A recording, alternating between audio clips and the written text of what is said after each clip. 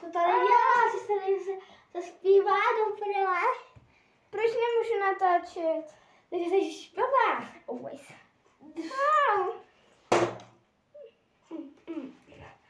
Odchod do svého pokoje.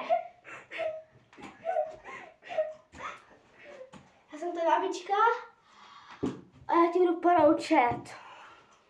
Takže jdeš se učit.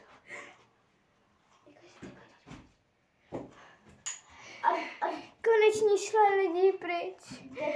Je hrozná. Moje babička vždycky byla zlá. Sorry, já si tady stěžuješ? Ne, říkám, že... Jsem mladé?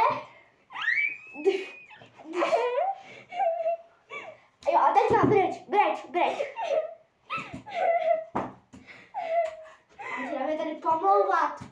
To si myslíš, že seš?